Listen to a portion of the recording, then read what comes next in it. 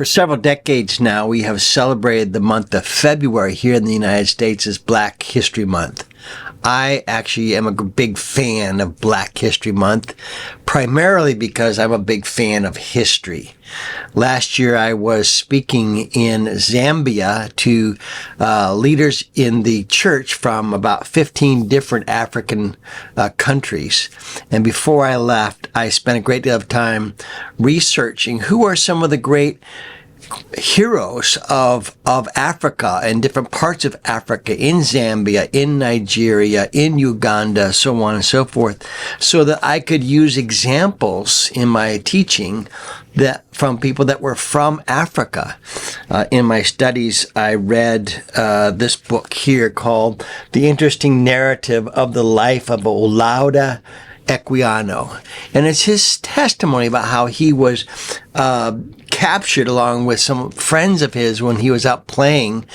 He was about 13 or 14 when he was captured as a slave by another different African tribe that was constantly trying to kidnap children, eventually sold into slavery, brought to America, sold back, became free, got educated, and wrote his own biography.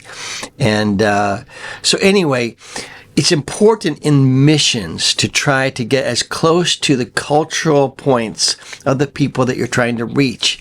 That's one reason I have an interest in researching history and finding particularly the stories of men and women that need to be celebrated as we begin to teach the current generation.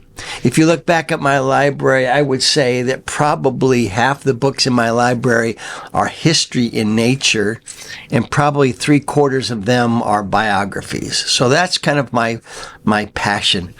In the month of February, then, I try to read a book on something about Black history in America. This is one of the first books I wrote, and I read. It's called The Black 100, a ranking of the most influential African Americans, past and present. These are just short 3 or 4 page biographies of all kinds of different people that are worth knowing. What's interesting is that this book was written in 1999, and so it doesn't have people like Barack Obama in it, which I suspect we would now acknowledge is among the 100 most influential Black Americans. The other reason that I love to read a little bit about Black history is because I'm really convinced that the current pro-life movement in the United States is somewhat stuck. It's gaining ground here. It's losing ground there.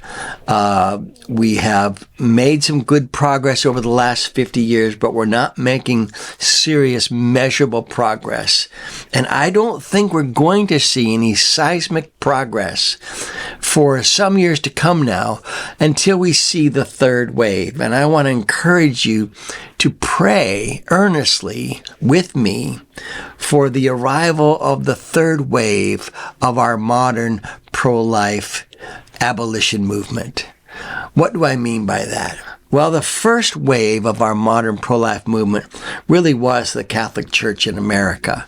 In the late 1960s, as abortion rights were being presented to us and argued for, it was largely the Catholic Church and her leaders that understood the morality or the immorality of abortion at the time. And in fact, for many years, to be pro-life and to be Catholic was the same thing. And everybody who argued for the pro-life position was somewhat dismissed as, well, that's what Catholics believe. So only the Catholic Church was perceived to be standing for life.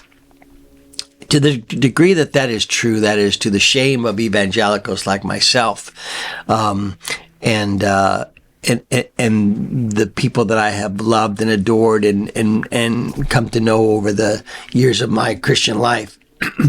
But in the late 70s and early 80s, there was a second wave of the pro-life movement, and that was the evangelical church, primarily because of people like C. Everett Koop if you remember him, and Francis Schaeffer. They wrote a book together called Whatever Happened to the Human Race. And this came out in the late 70s, and it had a tremendous impact among your average, everyday evangelical churches. It was turned into a film series that was shown in these churches. And in that series, it began to show that historically, the Christian community has always stood for the sanctity of human life and opposed things like abortion, infanticide, abandonment, exposure, as it was done in the pagan world. And all through the centuries, Christianity has stood for the sanctity of human life. And it really awakened many of our leaders within the evangelical church. I think particularly of James Dobson and James D. Kennedy. These were key leaders. Jerry Falwell was another. These three guys had big platforms through radio and television to reach many, many other people besides the film series directly with Francis Schaeffer. And the result of that was that many evangelical Christians flooded into the pro-life movement in the early 80s.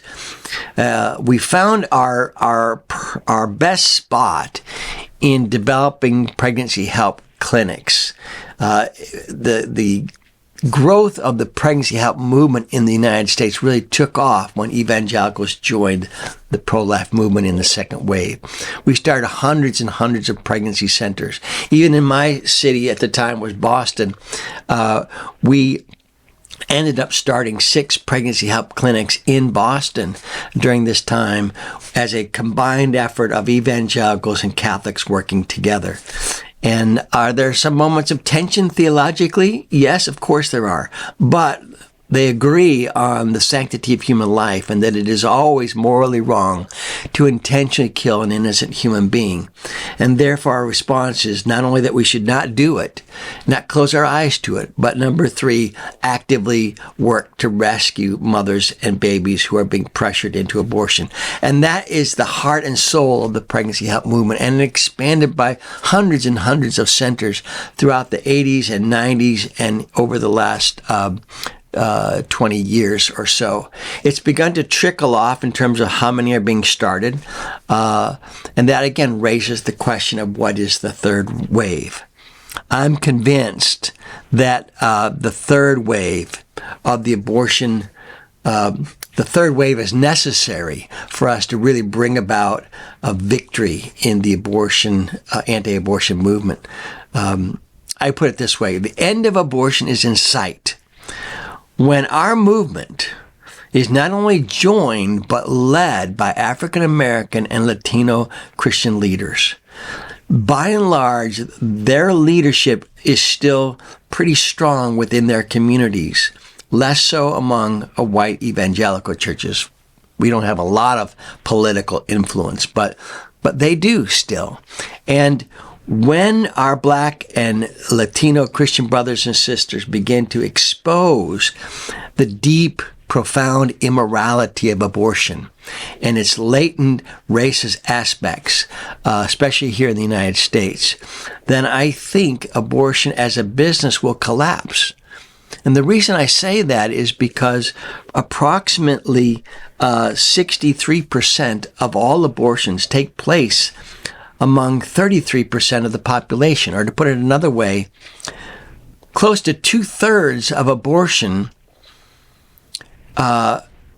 is targeted and occurs within 1/3 of our population, which is our major minority populations, Black and Hispanics. Most abortion businesses are located in minority neighborhoods or near college campuses. And so as we work to rescue women one at a time in the United States and now more and more across the world, we need to keep praying for this third wave to come in, because when we see millions and millions of Christians in our neighborhoods flood into this movement from the Black and Latino communities, abortion is just going to collapse financially. You can't take away a third of any business and have it continue. It'll just collapse. No matter who's in the White House, no matter who's on the Supreme Court, no matter what the politics are from state to state, you can collapse the industry of abortion by simply stealing away their business. That's what we're trying to do through the Pregnancy Help Movement by rescuing one mother and couple at a time. And when we're led by more and more Christians from a broader spectrum of our community, not just predominantly white, Catholic, and evangelical, but much more reflective of what God's doing in His church, then I think we're going to see the end of abortion as an industry within our own confines. And here's the absolute biggest reason then to pray for the third wave. Because if that happens here in the United States, and as it happens here in the United States, it ripples out all across the world, which is where we're working at PassionLife. So if you want to see the end of abortion, you got to be thinking long term, and you got to be thinking uphill climb. You got to be thinking as I'm going to be a cross bearer for a child bearer. And you got to be thinking to talk to people outside your circle. Get in and talk to people in other groups of people. Cross-cultural communication. This week I'm going to meet with some leaders within the pro-life movement here in the States. And I'm going to try to encourage them to think outside the border, but also to start thinking more and more in terms of cultivating meaningful partnerships with our urban neighborhoods where abortion is most concentrated. There's lots of reasons why it's not happening. You know, everybody's aware of sort of the political divide that there is within this country and how we see politics. And our African-American brothers and sisters see things through a lens that's very different than the traditional evangelical perspective. And it leads them to be more democratic in the way they vote and they think, even though I think many have argued, and I think it's true, that we actually have many more shared values than our politics would reflect. But that's not going to change without a lot of earnest effort. So I say pray for the third wave. Pray for our movement to experience a flood of new voices coming into it, and pray that they are lifted up into leadership roles, positions of influence, that our pro-life movement begins to really reflect Catholic, evangelical, and more urban perspectives as we go. And then we have hope as well as work. We work hard and we hope big for a change in our nation and around the world when it comes to the sacredness of human life. Thank you.